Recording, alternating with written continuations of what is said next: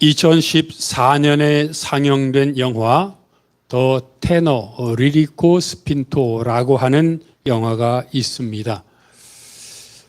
이 영화는 실제로 테너 배재철 씨의 이야기를 다룬 영화입니다.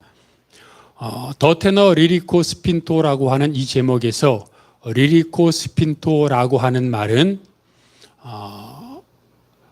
섬세한 부드러움과 강한 힘 있는 목소리를 동시에 가지고 있는 성악가를 극찬하여 이르는 말이 리리코 스핀토입니다.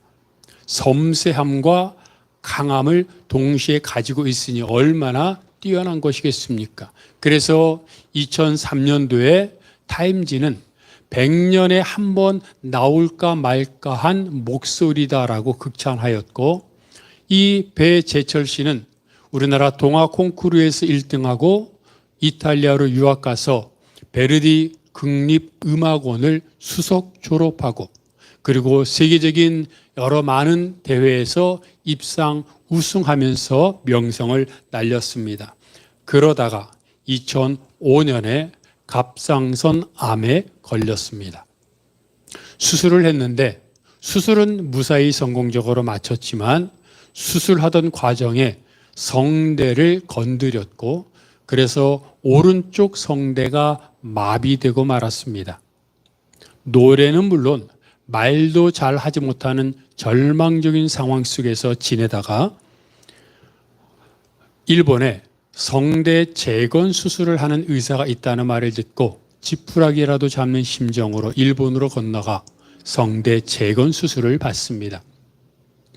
수술대에 누웠는데 그는 이렇게 말합니다. 문득 자기가 내가 자라오면서 교회 학교에서 또 교회에서 찬양대로 섬겼던 일이 문득 떠올랐습니다. 그리고 주님을 찬양하겠다는 그런 다짐과 생각을 많이 했었는데 막상 성악가가 되고 나서는 하나님을 찬양한 적이 한 번도 없다는 생각이 들었습니다. 라고 말합니다.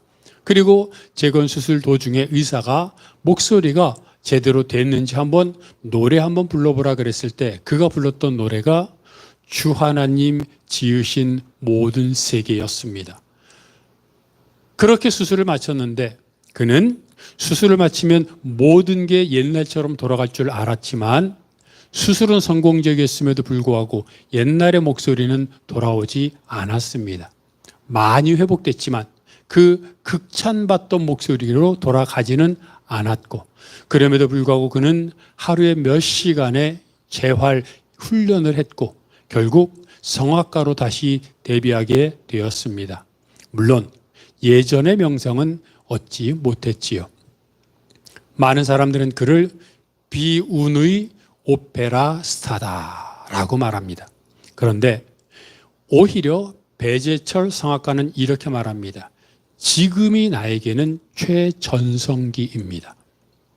오페라 무대도 빛났지만 내가 필요한 곳에 가서 찬양하며 간증하며 복음을 들려주는 이 삶을 사는 것이 나에게는 최고의 인생이고, 나는 숨이 끊어지는 그 순간까지 내가 할 수 있는 모든 찬양을 하나님께 돌릴 것입니다. 라고 간증하고 있습니다. 여러분들은 이 이야기를 들으며 리리코 스핀토라고 하는 극찬을 받았던 성악가가 지금은 예전의 명성을 되찾지 못했으나 찬양하며 간증하며 복음을 전하고 있다라는 간단한 이 문장을 들으면 어떤 생각이 듭니까? 불운한 불행한 오페라 스타다라는 생각이 듭니까? 아니면 배재철 성악가의 말처럼 비록 세상에서는 극찬받지 못할지 몰라도 지금의 나에게는 내 인생의 가장 행복한 시간이라는 이 말이 떠오릅니까? 인생은 고난을 통해 다시 살아나게 됩니다. 그리고 행복이란 객관적으로 어떤 주어진 상황까지 올라가야 얻을 수 있는 것이 아니라 내 마음이 어떻게 느끼느냐에 따라 행복의 주관성이 달라짐을 깨달을 수 있습니다.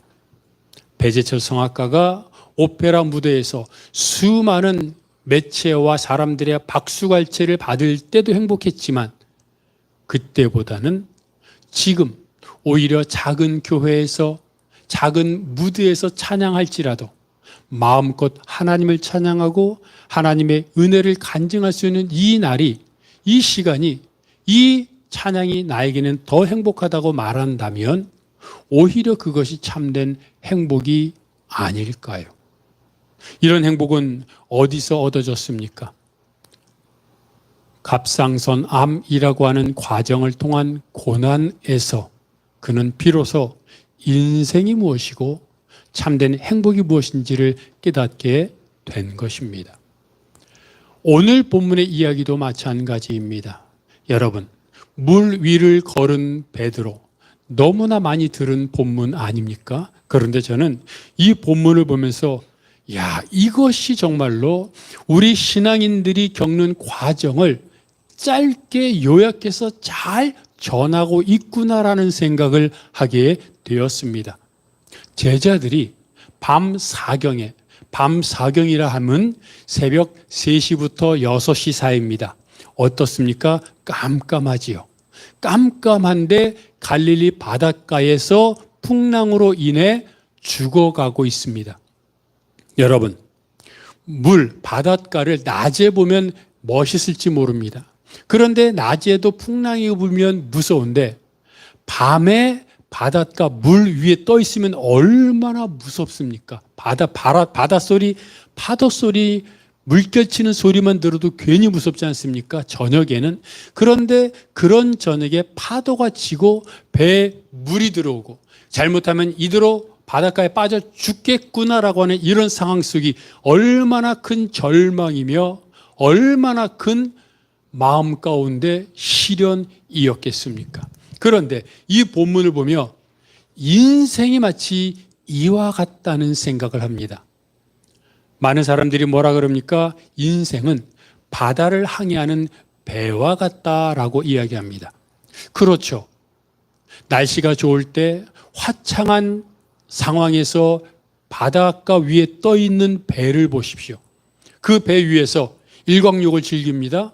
원하는 곳으로 운전을 해서 조종을 해서 갑니다. 노를 저어서 갈 수도 있고, 그리고 때로는 수영도 하고 물고기도 잡습니다. 얼마나 평화롭고 안락합니까? 그런데 그랬던 바닷가가 저녁이 돼서 깜깜하고 거기에다가 바람이 불고 풍랑이 불어서 이러다 죽겠구나 하는 상황이 되어버리면 그렇게 평온하고 기쁨을 줬던 바다가 이제는 공포, 절망이 되는 겁니다. 평온하고 잔잔한 바다처럼 살아갈 때가 있습니다. 자녀들도 잘 자라고 회사에서도 승진하고 건강하고 이 정도면 그래도 먹고 사는데 부족함은 없고 주위 사람들과 어울려 잘 살고 있을 때가 있습니다. 그런데 사람들은 이렇게 평화로우면 왠지 불안합니다. 인생은 늘 평안하기만 한 것은 아니기 때문입니다. 아니나 다를까? 얼마 전에 건강검진을 했을 때는 이상이 없었는데 아파서 병원에 갔더니 큰 병원으로 가보라고 합니다. 회사에서 사업을 하면서 또는 자녀들이 이런저런 일들에 얽히게 되고 나도 생각하지 못했던 일에 부딪히게 되면서 마치 풍랑에 휩싸인 배와 같은 인생을 살아가게 됩니다. 오늘 본문에 나온 제자들, 예수님과 가장 가까이에 있었던 사람들이었습니다. 그런 그들에게도 풍랑이 닥쳤습니다. 우리도 나름 주님과 동행하며 말씀을 묵상하고 기도하며 살려고 애쓰고 노력하고 그렇게 살아갑니다. 그런데 그런 우리들에게도 풍랑이 닥치더라는 겁니다. 더군다나 여러분, 오늘 본문 바로 앞에는 무슨 내용이 있냐면 오병이어의 기적이 기록되어 있습니다. 오병이어 바로 다음에 풍랑 사건이 나오는 겁니다. 생각해 보십시오. 보리떡 5개와 물고기 2마리로 약 2만 명이 넘는 사람들을 먹였습니다. 제자들은 배에 타고 갈릴리 바닷가를 지나가면서 어떤 이야기했겠습니까? 와, 12광주, 12바구니에 떡이 생선과 떡이 남아있으니 그것을 보면서 뭐 나눠줬는지 모르지만 그걸 생각하면서 와, 주님이 이런 이적을 일으켰네. 이렇게 배가 불렀네. 떡을 보고 나머지 남아있던 생선을 보면서 이게 이적의 현장이야. 나는 이것을 먹지 않고 죽을 때까지 이것을 내가 갖고 다닐 거야. 말하면서 이적에 놀라고 기뻐하며 흥분했을 겁니다. 그런데 그런 그들에게 풍랑이 닥치더라는 겁니다. 어제의 이적이 얼마 전에 있었던 능력과 은혜가 오늘 닥치는 풍랑에 전혀 도움이 안 되더라는 겁니다. 우리는 은혜를 경험하고 능력을 경험하면 과거에 내가 열심을 냈고 내가 하나님 위해서 목숨 바쳤으니 이제 이런 고통, 어려움에 닥쳐도 나는 충분히 이겨나갈 수 있어 라고 장담할지 모르겠지만 막상 나에게 갈릴리 바닷가와 같은 풍랑이 닥치면 오병이어의 이적이 매일마다 일어났어도 어저께까지 아니 오늘 아침까지 오병이어의 기적을 경험했어도 지금 풍랑이 닥치면 아무 소용이 없더라는 겁니다. 무슨 말입니까? 지금 닥치는 어려움을 이겨내려면 지금 은혜가 있어야 되고 지금 능력을 경험해야 됩니다. 그런 제자들, 그런 우리들 얼마나 절망스럽습니까? 발등에 불이 떨어졌으니 살려고 급급했을 것입니다. 그런데 여러분, 본문을 보면 그런 제자들에게 예수님이 바다 위를 걸어 다가오십니다. 이런 우연이 어디 있습니까? 제자들이 죽어가던 그런 상황 가운데 본문을 보면 예수님은 분명히 기도하러 산으로 올라가셨고 그곳에서 쉬고 계셨습니다. 그곳에서 기도하며 쉬며 하나님과 교제하고 있었습니다. 그런데 바닷가에서 죽어가던 제자들이 있었는데 어느새인가 벌써 바다로 오신 주님을 보게 되는 겁니다. 뭘 말하는 겁니까? 사람들은 우연이라고 말할지 모릅니다. 그러나 이것은 필연이요 예수님의 관심이라고 하는 것입니다. 우리가 늘 어려움을 당하고 어려움 가운데 있을 때 주님은 언제나 우리에게 다가오십니다. 그것도 바다 위를 걸어서 다가오신다는 겁니다. 그런데 여러분, 바다 위를 걸어서 오시는 예수님을 봤는데 막상 예수님에게 말을 건 것은 몇 명이었습니까? 한 명이었습니다. 12명의 제자들이 있었습니다. 그런데 12명의 제자들 가운데 주님을 향하여 바다 위로 걷게 하소서라고 말했던 사람은 베드로였습니다. 그리고 베드로는 주님이 오라고 하셨을 때 실제로 바다 위를 걸었습니다. 그런데 이 본문이 우리에게 주는 정말로 커다란 의미가 있는데 조금 아까 인생은 바다를 항해하는 배와 같다고 했습니다. 그런데 인생, 나를 상징하는 배가 바다에 휘말려 파도에 휘말려 빠져가고 있습니다. 즉 내 인생이 인생의 수많은 일들로 인하여 거의 빠져가고 절망 가운데 어찌할 줄 모르는 상황 가운데 있더라는 겁니다. 뭡니까? 물질 문제, 질병 문제, 관계 문제. 사람 사이 일어나는 문제를 세 가지로 대별한다면 물질로 인한 것과 그 다음에 건강으로 인한 것과 그리고 사람 간의 관계로 인한 것들로 나눌 수 있을 것입니다. 무엇이든 내가 죽어가고 있는 상황 가운데 주님이 다가오시는데 12명이나 되는 제자들 가운데 주를 향하여 주님 이 물속에서 나를 빠져나오게 해 주십시오라고 기도하고 살려달라고 한 사람은 베드로가 유일하더라는 겁니다. 그런데 정말로 우리 성도들을 보면 주님을 믿습니다. 주님과 동행하며 살아갑니다. 그런데 막상 정말 어려움을 닥치면 그 어려움이라는 것이 주님을 의지할 기회 아닙니까? 위기가 기회 아닙니까? 그런데 그 위기가 위기로 끝나버립니다. 주님을 믿고 의지했던 사람이 고난이 닥치면 고난으로 인해 좌절하고 신앙을 버리는 경우들이 많더라는 겁니다. 12명의 제자 가운데 예수님에게 나를 바다 위로 걷게 하소서라고 말했던 사람이 12명 중에 한 명이었던 것처럼 성도들을 보면 그 많은 성도들 가운데 어려움 속에서 주님을 붙잡는 사람들이 많지 않더라는 겁니다.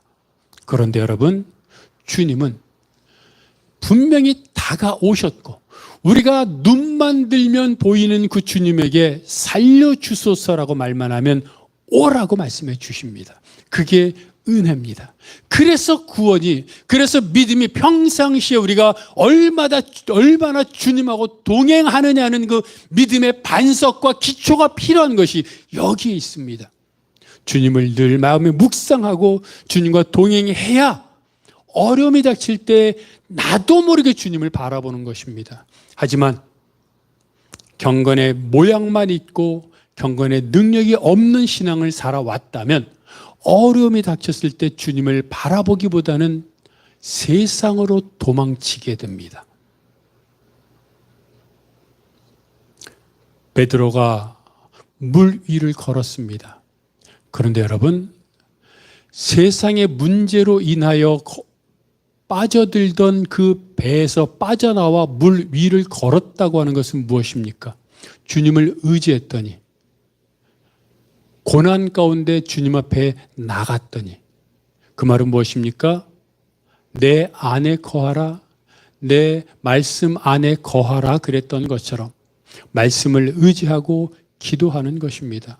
그랬더니 나를 힘들게 하던 그 물질의 문제, 질병의 문제, 관계 문제에 빠져 있었는데 주님을 의지하여 말씀을 묵상하며 기도했더니 내가 그 문제로부터 빠져나오더라는 겁니다. 오히려 그 문제를 밟고 서더라는 겁니다. 여러분 명심하십시오. 그 물질의 문제, 질병의 문제, 관계 문제가 사라진 것이 아닙니다. 여전히 바람은 불고 풍랑은 불어닥치고 있습니다. 그러나 베드로는 주님을 의지했을 때 그 문제 위에 섰습니다. 다른 11명의 제자들은 배에 갇혀서 여전히 그 문제 속에 빠져 있는데 주님을 의지했던 베드로만은 그 문제를 밟고 섰습니다. 없어진 것이 아니라 그 문제가 더 이상 베드로를, 그 문제가 더 이상 나를 걱정시키거나 나를 힘들게 하지 못하더라는 겁니다. 그게 주님을 의지하는 사람들이 갖는 은혜요, 권세입니다. 그래서 우리가 늘 어려움 가운데 있을 때 주님 말씀을 의지하여 오라 그럴 때 나아가야 한다는 겁니다. 나아가면 여전히 풍랑이 치고 바람이 거세지만 더 이상 그것으로 인해 빠진 상태가 아닌 그 문제 위로 서는 상태가 된다는 겁니다. 이렇게 이야기가 마무리되고 성경이 끝났으면 얼마나 좋겠습니까? 그런데 성경은 또 다른 이야기를 합니다. 베드로가 바람이 불고 풍랑이 치는 것을 보고 두려워하더니 물에 빠졌다고 말합니다. 여러분, 12명의 제자들 중에 유일한 한 명만 주님을 의지하여 바다 위로 섰습니다. 그러면 그가 승리해야 할 텐데 그마저도 바람과 거센 파도를 보며 걱정과 두려움이 생기니까 자기도 모르게 바닷속에 다시 빠지더라는 겁니다. 왜 빠졌을까요?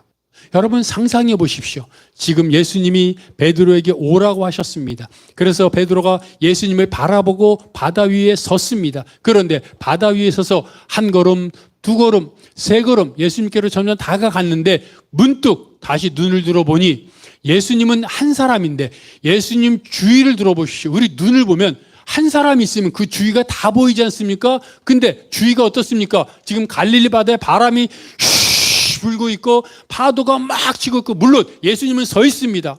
베드로도 서 있습니다. 그런데 파도가 막 휘몰아치고 바람이 거세게 부는 모습을 보니까 예수님이 갑자기 작아 보이는 겁니다. 그리고 파도와 바람만 크게 보인 겁니다. 내 마음속에 나도 모르게 무섭다. 라는 생각이 드는 순간 갑자기 쑥 빠져들고 마는 겁니다. 이것이 뭘 말하는 겁니까? 인내하라는 겁니다.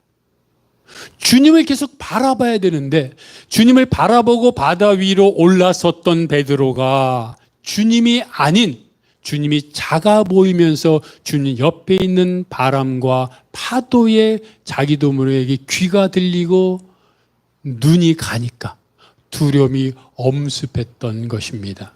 여러분, 성경에 무엇이라고 말합니까? 아무것도 염려하지 말고 모든 일에 기도와 간구로 하나님께 아뢰라고 말합니다. 제가 여러 번 말씀드렸는데 아무것도 염려하지 말고 모든 것을 기도하라고 말합니다. 그러면 우리는 뭘 기대합니까? 기도하라, 모든 것을 기도하라. 그러면 이루시리라 라는 말을 기대하지만 성경은 그렇게 말하지 않습니다. 그리하면 모든 것을 기도하면 하나님의 평강이 너의 마음을 지키시리라. 기도 응답하신다는 말이 있습니까? 없습니다, 여러분. 베드로처럼 바다 위를 올라서는 것과 바람과 파도가 그치는 것 사이에 시간이 있다는 겁니다. 그 시간이 1시간일 수 있고 한 달일 수 있고 1년일 수 있습니다. 그러나 그 시간을 믿음을 갖고 버텨야 되는데 어떻게 버티느냐? 아무것도 염려하지 말고 모든 것을 기도하면, 그 성경에 나와 있지 않지만 가로쳐놓고 응답이 올 때까지, 그 말이 있는 겁니다. 가로치고 응답이 올 때까지 가로 닫고 하나님의 평강이 너를 지키시리라. 하나님의 평강이 지키시니까 계속 기도하며 예수님만 바라보면 결국 응답이 와서 바람과 바다가 그칠 것이다 말하는 것입니다. 그런데 베드로는 바람과 파도가 보이니까 그 기간을 견디지 못하고 바다에 빠져들고 말았던 겁니다. 여러분, 우리는 한 번의 은혜만 받고 한 번 말씀을 의지하기로 결단하면 다 끝날 줄 압니다. 그러나 다시 말하지만 계속적인 은혜, 계속적인 능력, 계속적인 주님 앞에 나아가는 우리의 선택과 의지와 그런 은혜가 있어야 그 고난을 이겨낼 수 있습니다. 그리고 빠졌을 때는 다시 말합니다. 베드로가 주여 나를 구원하소서라고 말합니다. 무슨 말입니까? 주여 나를 살려주십시오. 나 이제 죽겠습니다라고 말하는 겁니다. 배에 갇혀 있었을 때도 베드로는 나를 바다 위를 걷게 하소서라고 말했습니다. 그 말은 살려달라는 말입니다. 그리고 다시 바다에 또 빠졌을 때도 또 살려달라고 말합니다. 늘 나의 겸손함, 나의 연약함, 나의 부족함을 깨닫고 힘들 때마다, 빠져들 때마다, 쓰러질 때마다, 넘어질 때마다 주님을 향하여 나를 살려주소서라고 말하고 주님 앞에 나아갈 때 주님은 나에게 뭐라고 말합니까? 즉시 베드로의 손을 잡아주셨다고 말합니다. 주님은 내가 다시 주님 앞에 나아가 주님께 살려달라고 말했을 때 즉시 나를 잡아주십니다. 그리고 성경은 뭐라고 말합니까? 주님과 베드로가 배에 올라타니 그때 바람과 파도가 그쳤다고 말합니다.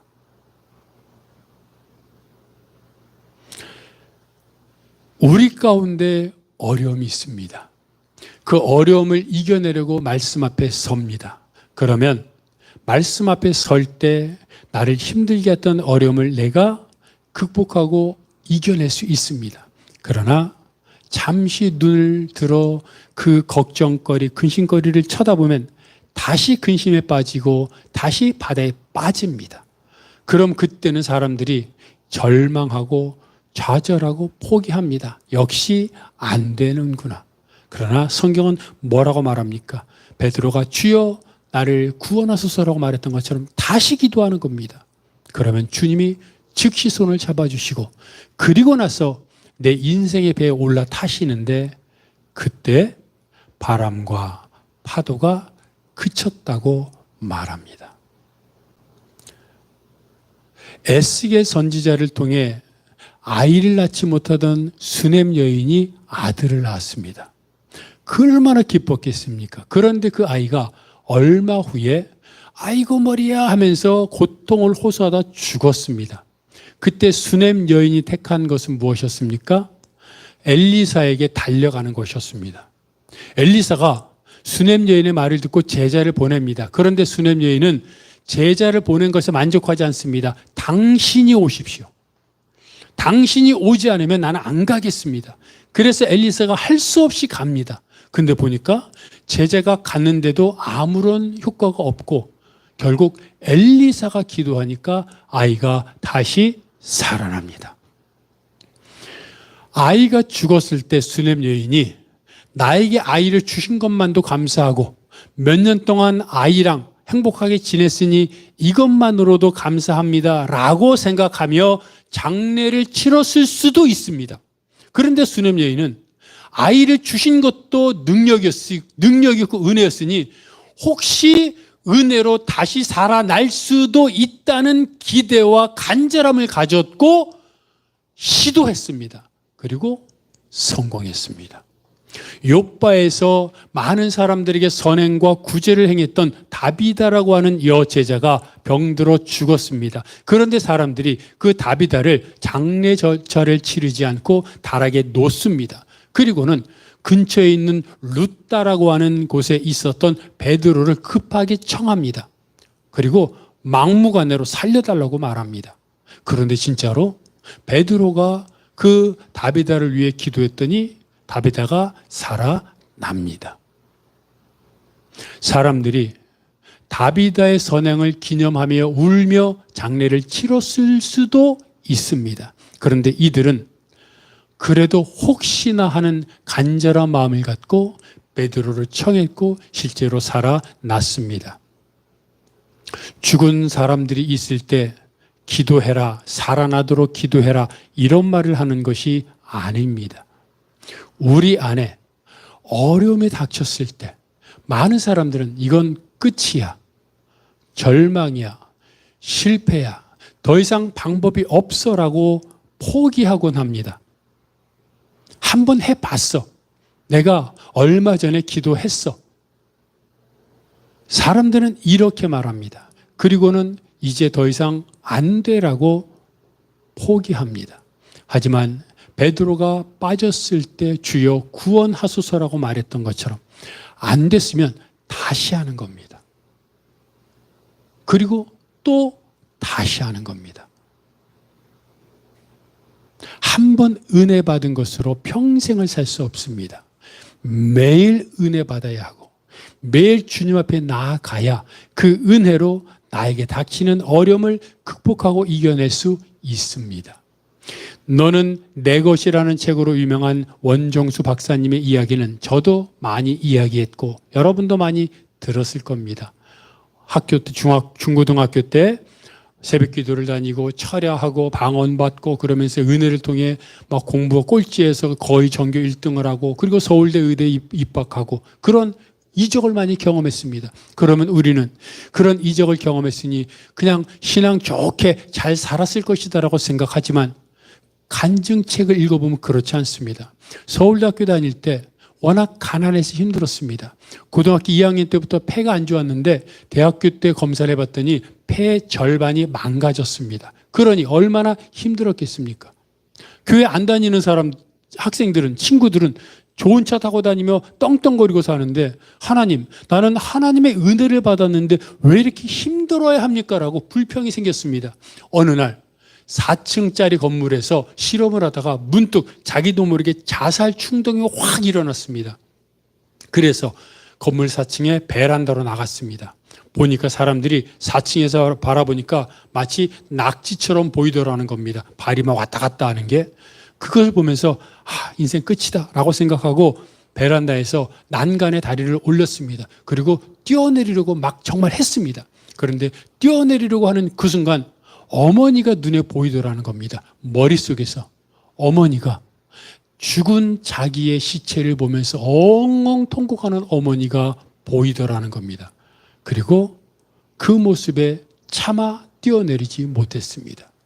나중에 알고 봤더니 어머니가 그때 기도하고 있었습니다. 기도하던 어머니.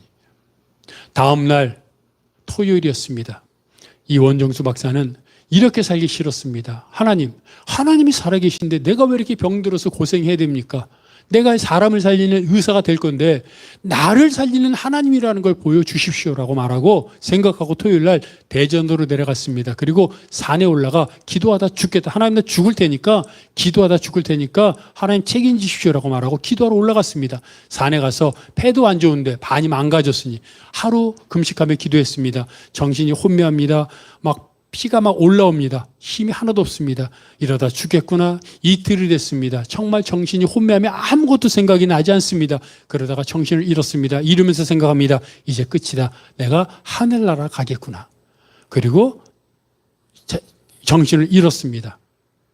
눈을 떠보니까 다음날 새벽이었습니다.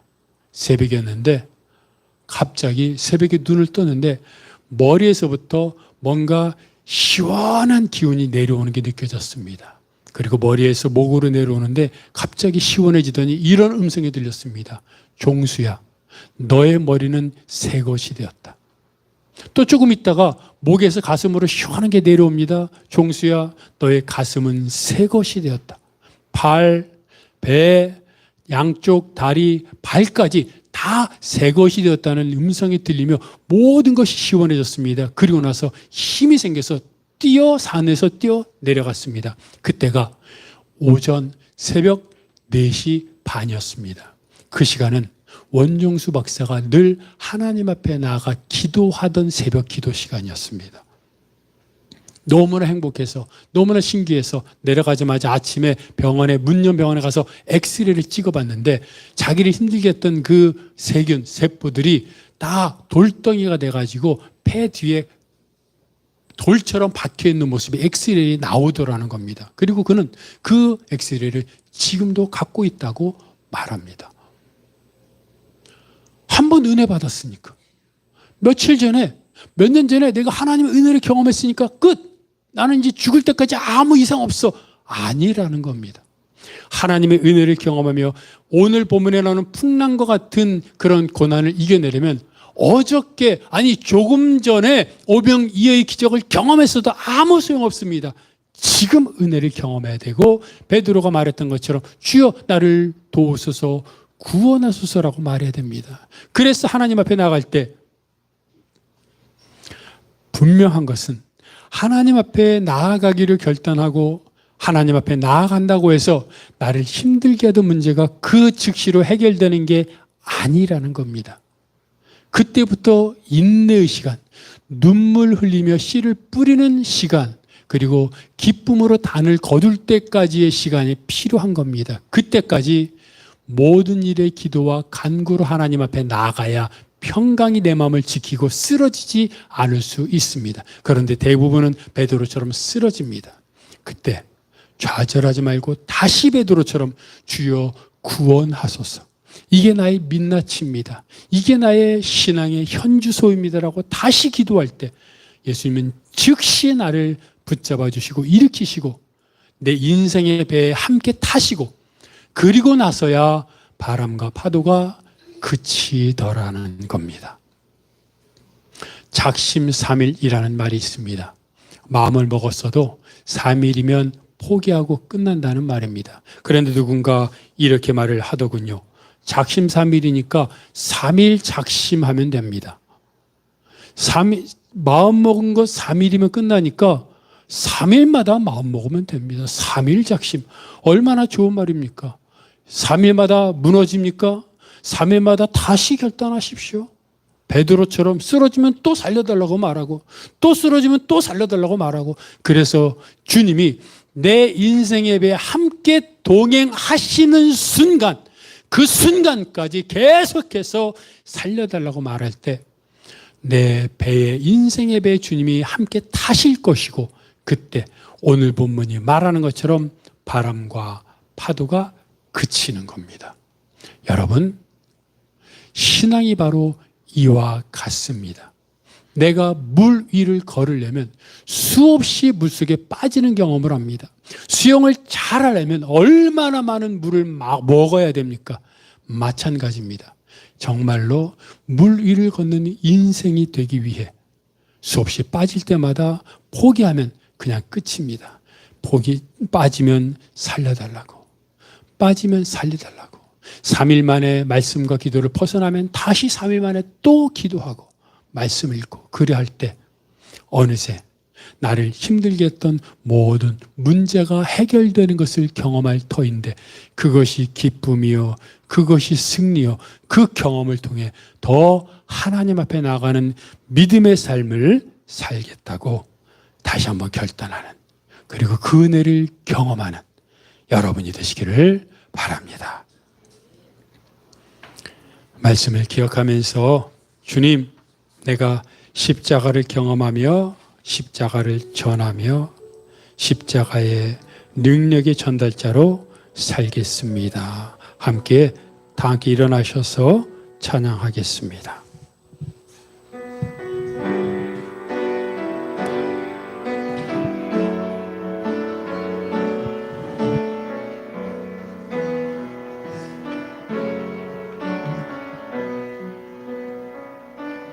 난 지극히 작은 자 죄인 중에게서 유익한 날 부르셔서 간절한 기대와 소망 부끄럽지 않게 십자가 전폐하셨네. 어디든지 가리라 주 위에 서라며 나는 전하리 그 십자가 내 몸에 된 십자가 그 보혈의 향기 온 세상 채울 때까지 살아도 주를 위해 죽어도 주를 위해 사나 죽으나 나 주의 것 십자가의 능력 십자가의 소망 내 안에 주만 사시는 것 지극히 작은 자 죄인 중에게서 유익한 날 부르셔서